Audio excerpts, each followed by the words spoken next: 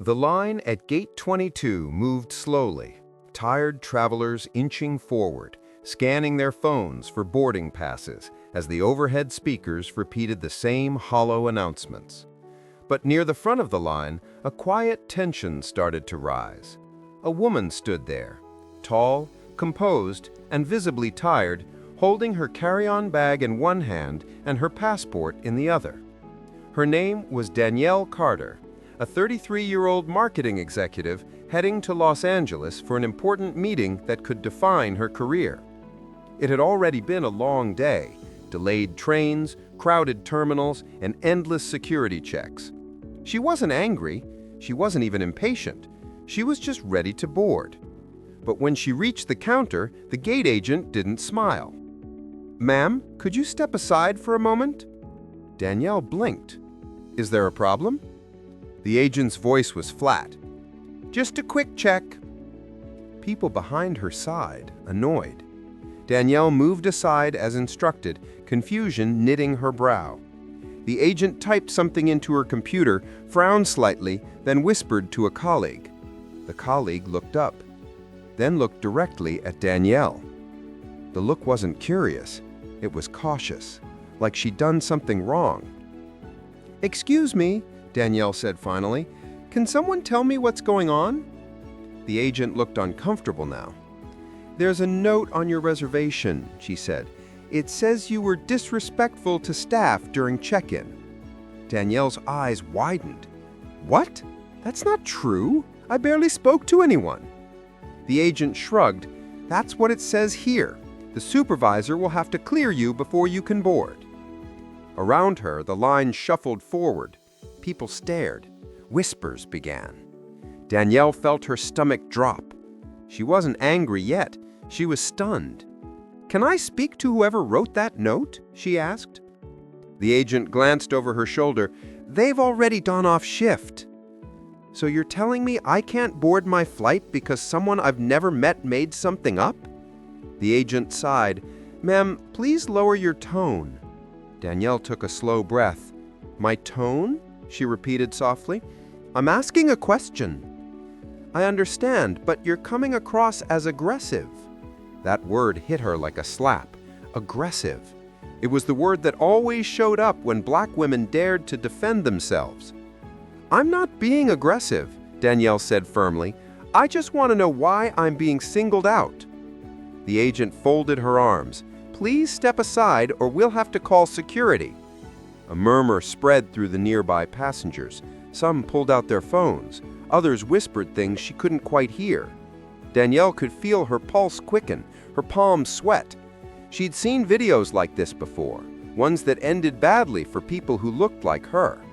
But she also knew her rights. She took a deep breath, straightened her posture, and spoke clearly. "Call whoever you need to, but I want this recorded, every word." The agent's expression shifted, a flicker of uncertainty crossing her face. "Ma'am, no," Danielle interrupted, "because this feels like something else, and I'm not going to be quiet about it." A passenger in line, a middle-aged woman, whispered, "Good for her." A few others nodded quietly. Within minutes, 2 airport security officers appeared. "What's the issue here?" one asked. The gate agent gestured toward Danielle. "This passenger was being uncooperative and raised her voice." "That's not true," Danielle said immediately. "I accused her of being disrespectful at check-in, something that never happened. I just asked for clarification." "Ma'am, we're going to need to ask you to calm down," one of the officers said, in that slow, patronizing tone that assumed guilt before facts. "I am calm," Danielle replied, fighting to keep her composure. "But I'm also being lied about." The officer sighed. "Let's step aside to talk." "No," she said, "I've done nothing wrong. You can talk to me right here." Phones came up again. People began recording, quietly but clearly. The agent's voice wavered now. "We're just following procedure." Danielle turned to the cameras. "Then let's follow it transparently. Because this doesn't feel like procedure. This feels like punishment for having a face you don't like." Gasps rippled through the nearby passengers. The officers exchanged glances. The agent stammered, "Ma'am, please stop creating a scene." Danielle's laugh was low and bitter. "A scene? I'm just standing here asking for the truth." More phones recorded. One passenger called out, "She didn't do anything wrong! Let her on!" Another shouted, "We've been watching this the whole time!" The tension thickened, a silent standoff between truth and image. Finally, the supervisor arrived, a man in a navy blazer, tablet in hand. "What's going on?" he asked. Danielle repeated the story, every word, calm, measured, unwavering. The supervisor scrolled through his screen, frowned, and looked up. "There's no record of disrespect in your file. In fact, nothing unusual at all." The gave agent froze. "That's not possible," she murmured. "It was there." The supervisor's voice hardened. "It's not there now." The crowd murmured louder. "So," Danielle said, "can I board my flight now?" The supervisor nodded slowly. "Yes, ma'am. I apologize for the confusion." The gate agent's face turned pale. Danielle held her gaze for a long, steady second before walking forward. As she handed over her boarding pass, she said quietly, "You might want to check the cameras before accusing the next black woman of having an attitude." She walked down the jet bridge to quiet applause from a few passengers. But the story didn't end there. Not for her, and not for the world. By the time the plane landed in Los Angeles, the video had already spread online. Captioned, "She was denied boarding over attitude, but cameras told the truth." It racked up 500,000 views overnight. The video was clear. Danielle standing still, calm, polite, while the gate agent spoke sharply, escalating without reason. The comments poured in. "She handled that with grace. The cameras never lie. Black women are tired of being labeled angry for existing." Within days, the airline released a statement. "We are aware of the incident at Gate 22 and are conducting an internal review." But the internet wasn't satisfied with corporate apologies. People demanded answers, and more importantly, accountability. News outlets reached out. Danielle stayed measured but firm. "This isn't just about me," she said in an interview. "It's about how easily bias hides behind policy, how often black women have to be twice as calm just to be treated half as fair." The interviewer asked her how she stayed composed. Danielle smiled faintly. "Because they expect us to lose control.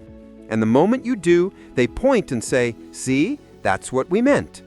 But when you stay calm, when you make them confront their own reflection, that's when the truth hits harder than anger ever could." That clip went viral again, not because of outrage, but because of poise. People began using the hashtag #CheckYourBias alongside her name. Major publications picked it up. The airline eventually confirmed that the note had never existed in the system and that the employee involved was placed under review. But Danielle didn't stop there. She started a nonprofit initiative called Flight Forward, dedicated to educating travel industry workers on implicit bias and emotional profiling, how to recognize when perception skews judgment. "I don't want revenge," she said in a later interview. "I want reform." Months later, she was invited to speak at a diversity conference hosted by the same airline. Standing on stage under bright lights, she told the crowd, "That day I didn't raise my voice, I raised awareness, and that's louder than any argument." The room erupted in applause. Danielle's story became more than a headline. It became a movement. The cameras didn't just clear her name, they revealed a truth people could no longer ignore. If this story hit you deep, don't just scroll past, share it. Because every time you do, another person learns that silence and shame only protect the wrong side of the story. Share this video if you believe calm strength is power. Comment below if you've ever been told your confidence was attitude, your assertiveness, aggression. Because your voice matters, and your story can remind someone else that they're not alone. Subscribe for more real stories like this. Stories that don't just expose what's wrong, but show the strength it takes to stand in the middle of it.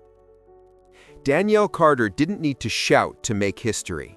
She stood her ground, kept her dignity and let the truth do the talking. That's what real courage looks like, the kind that makes the world pause, replay, and finally reflect. Her story proves something powerful. Sometimes the most dangerous thing you can be to prejudice is calm, confident, and caught on camera.